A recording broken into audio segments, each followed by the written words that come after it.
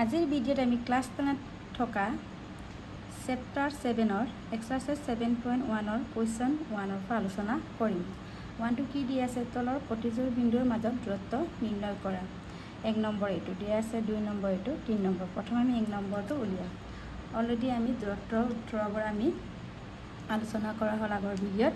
এতিয়া আমি যদি প্ৰশ্ন যদি 2 নম্বৰৰ কাৰণে আহে তেতিয়া কেনেকৈ কৰিম আৰু 1 নম্বৰৰ কাৰণে আহিলে কেনেকৈ কৰিম আমি দুটাই দেখুৱাম। প্ৰথম আমাৰ কি থাকে সদায় x আৰু y ইয়াত দুটা বিন্দু দিয়া আছে। প্ৰথমটো একাৰণে আমাৰ x1 y1 আহিব, দ্বিতীয়টো কি আহিব x2 y2। তেনে কি দিয়া আছে আমাৰ x1 = 2 y1 = 3 আকৌ x2 = 4 y2 = 1। আমাৰ দূৰত্ব উত্তৰটো কি আছিল তেনেহ'লে √√(x2 - x1) দুটা দিছিলোঁ, আমি দুটাই ব্যৱহাৰ কৰিব পাৰোঁ। আমি x1টো আগত লিখিব পাৰোঁ আগতে, y2 - y1 হোল স্কোৱাৰ। এতিয়া আমি মানখিনি বহাই দিম। x2 আমাৰ কিমান আছিলে 4 - x1 2 হোল স্কোৱাৰ আছে। y2 আমাৰ কিমান আছিলে 1 আকৌ y1 কিমান আছিলে 3 হোল স্কোৱাৰ। তেনেহ'লে 4 - 2 আমাৰ কিমান হয় 2 স্কোৱাৰ আছে। আকৌ 1 - 3 - 2 স্কোৱাৰ আকৌ 2 স্কোৱাৰ আমাৰ কি 4 - 2 স্কোৱাৰ কি হয় আমাৰ 4। এনে 4 + 4 কিমান হ'ল আমাৰ 8।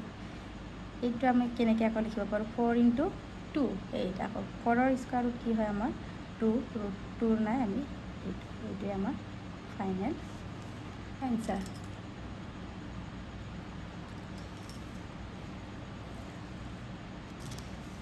এতিয়া আমি 2 নম্বৰটো কি কৈছে, 2 নম্বৰটো -5, 7 -1 3।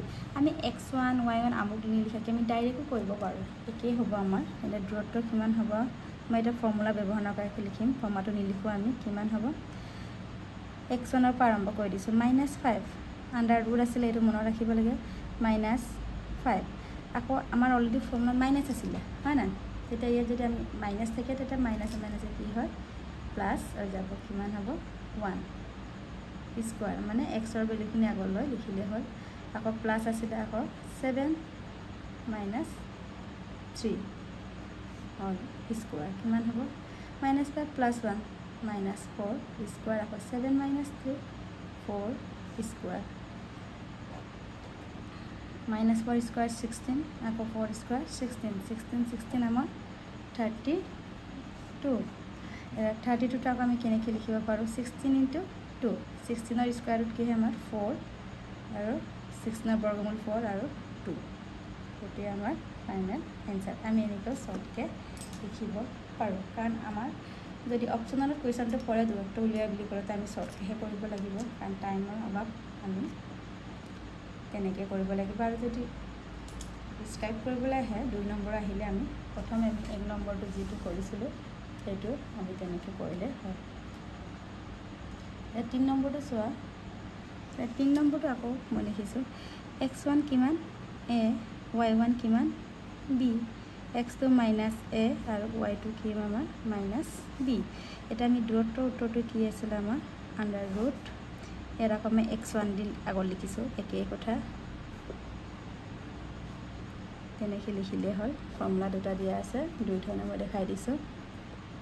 এতিয়া x1ৰ ভেলু আমাৰ a মাইনাছ আকৌ ইয়াত -a আছে x2ৰ ভেলু, তেতিয়া মাইনাছে কি হয়গৈ আমাৰ প্লাছ হোল স্কোৱাৰ আছে। আকৌ y1ৰ ভেলু কি হয় আমাৰ b, y2ৰ ভেলু আকৌ -b মাইনাছে এতিয়া কি হয়গৈ প্লাছ। তেনেকৈ আমি 1 লাইনমান কমাই লিখিবলৈ শিকিব লাগে। তেন্তে a + a কিমান হয় আমাৰ 2a whole square, b + b কি হয় আমাৰ 2b হোল স্কোৱাৰ। তেন্তে 2a হোল স্কোৱাৰ কিমান আমাৰ 4a স্কোৱাৰ আকৌ 2b কিমান হ'ব স্কোৱাৰ 4b স্কোৱাৰ। ইয়াৰ পৰা আমাৰ কি কমন আহে চিম্পলিফাইজ কৰিব লাগে, 4 আহিব a স্কোৱাৰ + b স্কোৱাৰ। আকৌ 4ৰ বৰ্গমূল আমি জানো কিমান 2 a স্কোৱাৰ + b স্কোৱাৰ নাই, এইটোৱে আমাৰ 2 √a স্কোৱাৰ + b স্কোৱাৰটো হৈছে আমাৰ ফাইনেল ৰিজাল্ট।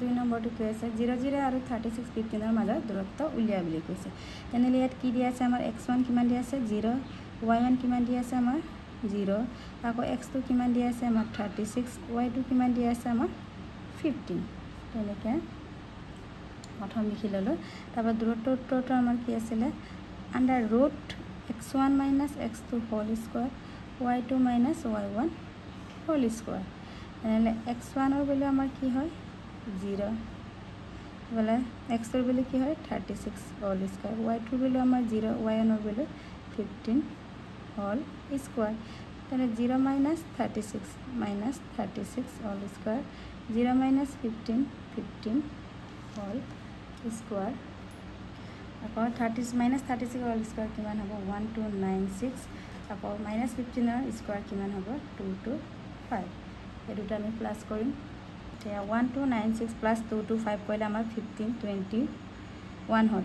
আৰু 1521 ৰ বৰ্গমূল স্কয়াৰত কি হয় আমাৰ 39 এতেকে 0 0 আৰু 36, 15 ৰ মাজৰ দূৰত্ব কিমান হ'ল এতেকে 0 0 আৰু 36 minus 15 ৰ মাজৰ দূৰত্ব কিমান পালো এই বিন্দুৰ দূৰত্ব 39 এটো হৈছে আমাৰ ফাইনাল आंसर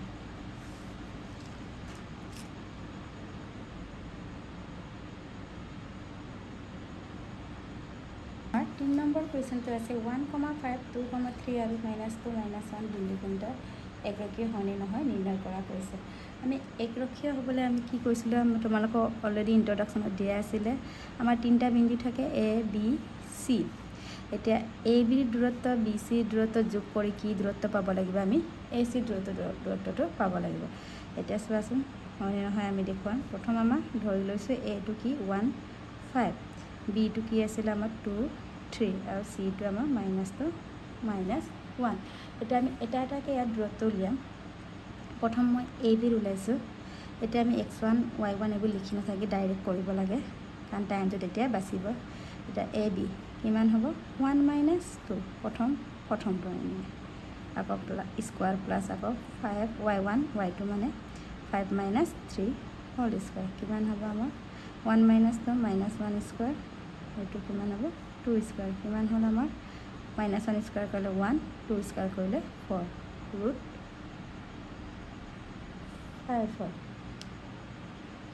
আমাৰ ইয়াৰ 5 ৰ বৰ্গমূল নাই এনেকৈ ৰাখি দিছো তাৰ পিছত আকৌ উলিয়াম আমি BC এটা BC চাম আমি 2 কি কৈছিলে ইয়াৰ -2 থাকিলে আমাৰ ইয়াত কি হয় ফৰ্মুলাত মাইনাস থকাৰ কাৰণে দুটা মাইনাস হোৱাৰ কাৰণে প্লাস হৈ গ'ল হোল স্কয়াৰ আকৌ 3 -1 হলে +1 স্কয়াৰ হয় কিমান হ'ব 2 + 2 4 স্কয়াৰ আকৌ 4 স্কয়াৰ 4 স্কয়াৰ 16 16 16 16 32 আকৌ কিমান হয় আমাৰ 16 * 2 16 ৰ বৰ্গমূল 4 2 এটো হয় এতিয়া নেক্সট আমি AC উলিয়াম AC লে আমি AC ৰাখো x1 x2 y1 y2 টো লম কিমান হ'ব আমাৰ